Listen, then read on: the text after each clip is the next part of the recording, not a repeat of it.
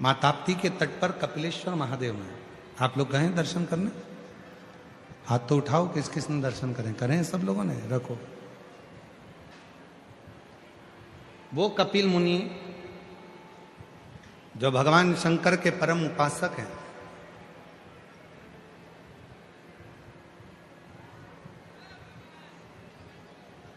वो कपिल मुनि जिनके आश्रम में ले जाने के लिए स्वयं शंकर भगवान ने गंगा को अपने मस्तक पर धारण किया,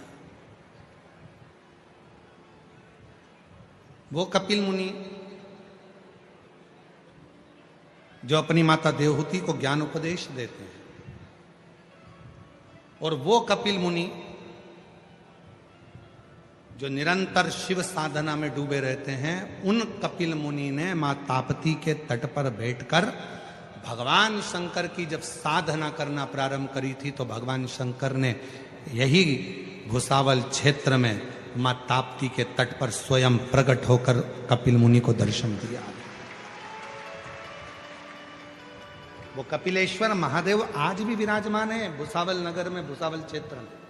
भुसावल से शायद थोड़ी ही दूरी पर कुछ किलोमीटर पर ही ताप्ती के तट पर ही उनका स्थान है। ताप्ती पुराण में इसका वर्णन है, ताप्ती पुराण में इसका वर्णन आता है, ताप्ती परिक्रमा में भी इसका वर्णन आता है। तो जरा विचार करिए कि भुसावल की भूमि कोई साधारण भूमि नहीं है। यदि भुसावल नगर को देखा जाए तो दुनिया में भुसावल को यदि केवल देखा जाए तो भुसावल के चारों कोने में चले जाओ, चारों दिशा में चले जाओ, भुसावल के चारों कोने में, जैसे भारत भूमि के चार कोने पर चार पीठ बने हुए हैं, चार कोने पर चार देवस्थान बने हुए हैं। इधर रामेश्वर है, उधर बद्रीनाथ है, उधर द्वारका है, उधर जगन्नाथ है, उसी तरह जैसे इधर केदारनाथ है। तो ये जैसे चार स्थान अलग अलग भारत की भूमि को सुरक्षित रखते हैं, वैसे भुसावल की भूमि को भी भगवान शंकर के चार ऐसे प्राचीन मंदिर भुसावल के चार कोने में हैं, जहां पर भुसावल को सुरक्षित रखते हैं।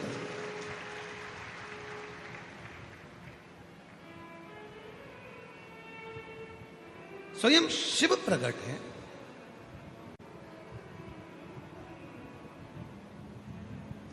अब उसको साधो, उसको जानो, और जो जान गया वही श्रेष्ठ है। संत तुकाराम जी का बड़ा सुंदर एक प्रसंग आता है, संत तुकाराम जी का बड़ा सुंदर।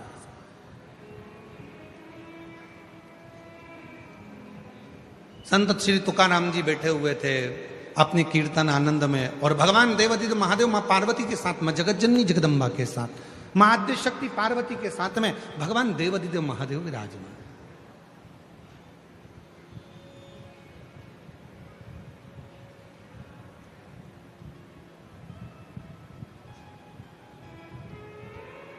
तुकाराम जी अपनी मस्ती में कीर्तन कर रहे थे।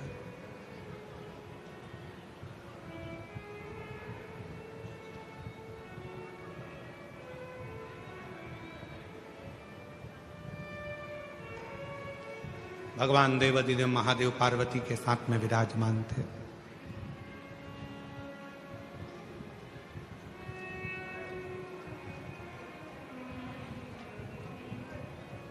पार्वती जी संत तुकाराम जी के कीर्तन को सुनती सुनती इतनी बेसुध हो गई थी कि उनको घर की भी सुध नहीं थी। महाराष्ट्र के वो संत तुकाराम जी जब कीर्तन कर रहे हैं तो मां पार्वती जी बेसुध हो गई हैं। इतना उनकी सुध पूरी कीर्तन में डूब चुकी है, पूरी कीर्तन कुछ स्मरण ही नहीं है, बस हाँ विठला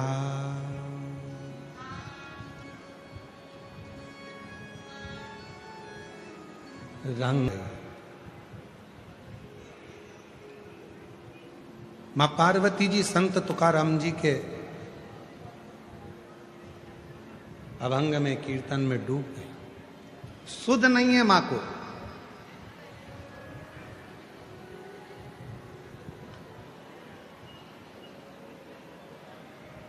नंदी ने अपने गले में पड़े हुए घंटे का नाद किया, तो भी पार्वती जी की सुध नहीं बनी।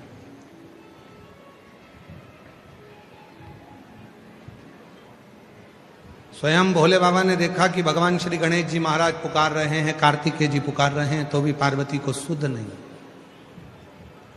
थोड़ा ध्यान देना, भारत की भूमि के संत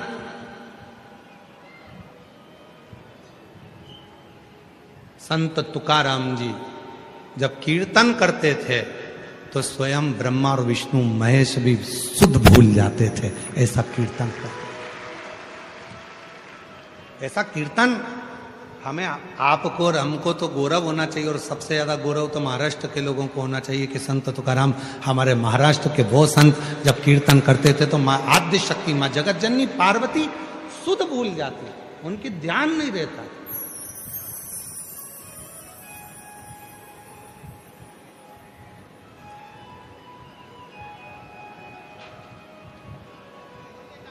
पंढरपुर में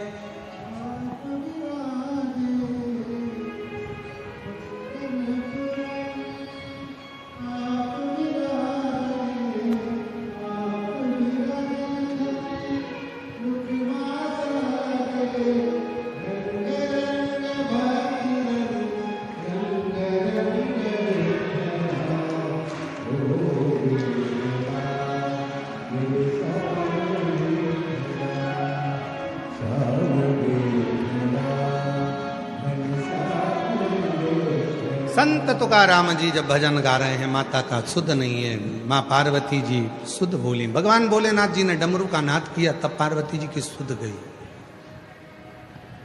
उठी, शिव जी के पास पहुंची। आज बाबा भोलेनाथ जी के पास पार्वती तो जाकर बैठी ही थी, इतनी देर में भगवान श्री हरि का आगमन हो गया।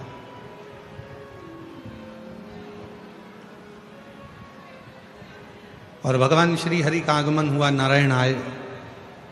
शिव जी ने भेंट करी भगवान नारायण से। पार्वती जी के चेहरे पर एक अलग से चमक थी। कहते हैं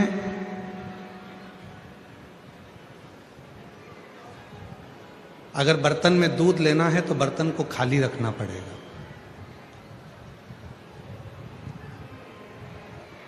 तुम्हारी जो पानी की बोतल है उसमें अगर पानी भरना है तो पहले बोतल का पानी खाली करना पड़ेगा, तब तो दूसरा पानी भराएगा।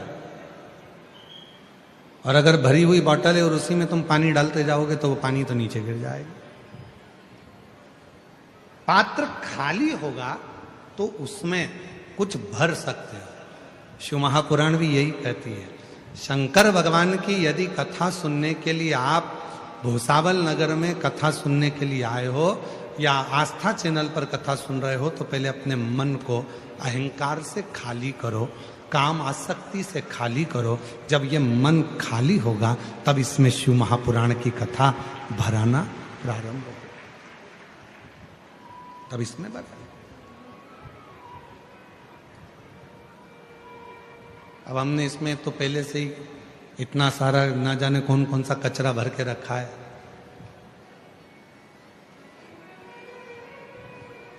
अच्छा, कितना आश्चर्य होता है ना, आप लोग भंडारे में जाते हो भोजन करने के लिए तो पूरी प्लेट एकदम साफ होना चाहिए। कितने ज्ञानवान हो आप सब लोग, कितने विद्वान हो सभी लोग। भोजन करने गए तो प्लेट साफ चाहिए, और भजन करने बैठे तो मन साफ नहीं है।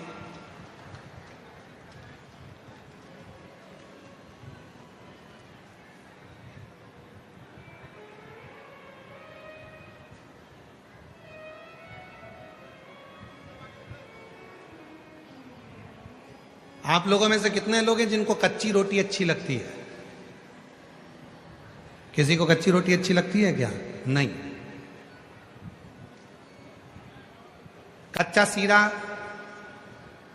कच्ची पूरण पोली जम के तो बोलो नहीं। जब तुम्हें कच्ची रोटी पसंद नहीं है, जब तुम्हें कच्चा सीरा पसंद नहीं है, जब तुम्हें कच्ची पूरण पोली पसंद नहीं है, तुम्हें कच्चा बड़ा पाव पसंद नहीं है, तो भगवान को भी कच्चा भगत पसंद नहीं है। उसको पक्का चाहिए, एकदम मजबूत पक्का। ये मेरा है, पका हुआ है। सब त्याग कर व्यर्थ की बातों में रहो, परिवार में, कुटुंब में, नातों में, रिश्तों में, सबके साथ रहो, पर मन उस ईश्वर में लगाकर अपना कार्य पूर्ण करो। रखो।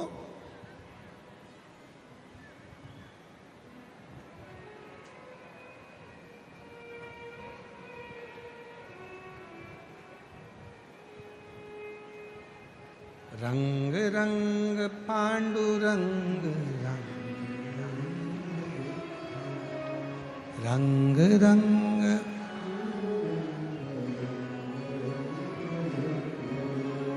भगवान की भक्ति करने के लिए शिव महापुराण की कथा कहती है, पात्र को खाली रखो, मन को साफ रखो। जब मन साफ होगा तो भगवान की अविरल भक्ति अपने आप आपके हृदय में प्रवेश करती चली। भगवान नारायण आ गए, शिव जी से मिले, भगवान शंकर भी नारायण से मिले। तब पार्वती माता के चेहरे पर बड़ी सुंदर प्रसन्नता थी और एकदम चेहरा पार्वती जी का उज्जवल हो रहा था। एकदम पार्वती जी का चेहरा बहुत चमक रहा था। तो भगवान नारायण ने पूछ लिया कि बाबा, आज तो माँ जगतजननी जगदम्बा बड़ी अलग सी दिख रही हैं, बहुत अलग नजर आ रही हैं। भजन का, सत्संग का, कीर्तन का, कथा का असर आपके चेहरे पर दिखना चाहिए, तुम लगे कि लगा।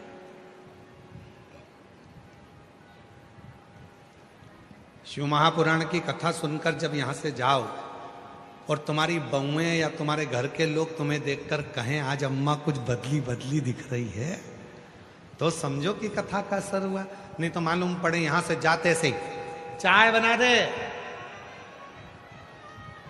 मम्मी दूध खत्म हो गया,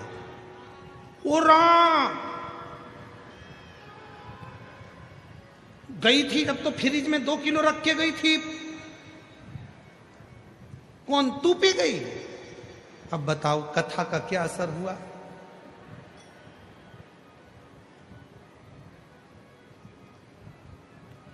चल रहने दे। अच्छा,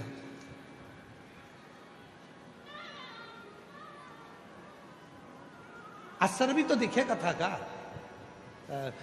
एक रात का समय था, एक पुलिस वाला चौराहे पर ड्यूटी कर रहे थे, 2-4 पुलिस वाले खड़े थे। अब उसमें एक रात को एक व्यक्ति बैग लेकर आया। अब वो बैग लेकर आया तो बैग लेकर जा रहा था, पुलिस वालों को लगा कि चोर है, उनको लगा कि चोर है। उन्होंने रोका, रुक, बैग में क्या है?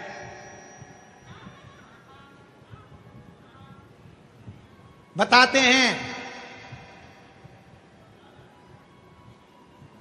अरे वही तो पूछ रहा हूं, बैग में क्या है?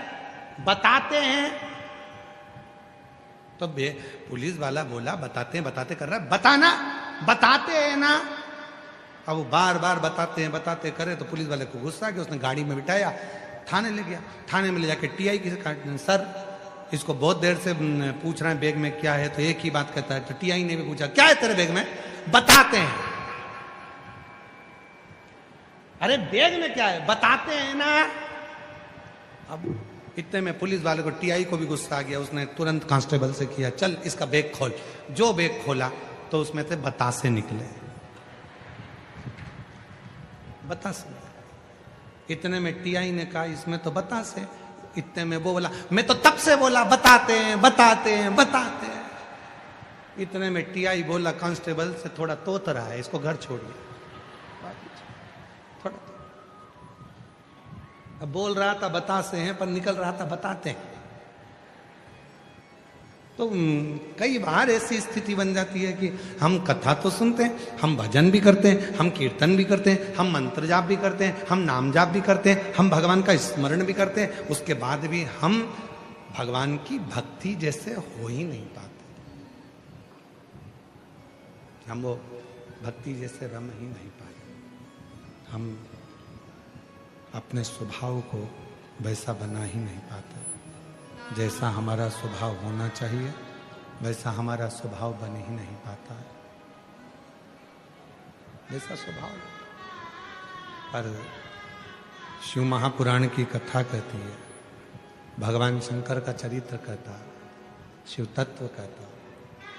भगवान को पाने के लिए, शिव जी को पाना है तो जटा नहीं बढ़ाना पड़ेगा, शिव जी को पाना है तो भस्म नहीं लगाना पड़ेगा, शिव जी को पाना है तो घर नहीं छोड़ना पड़ेगा, शिव जी को पाना है तो नग्न वेश धारण नहीं करना पड़ेगा, शिव जी को पाना है तो मन को थोड़ा शांत करना पड़ेगा और मन में थोड़ी कोमलता, प्रेम, वात्सल्य, करुणा आपके हृदय में लाना पड़ेगी। शिव प्रसन्न हो जाएगा और आपके हृदय में आकर बैठ जाएगा, आपके हृदय में आकर। चेहरे पर दिखना चाहिए कि सत्संग का असर कितना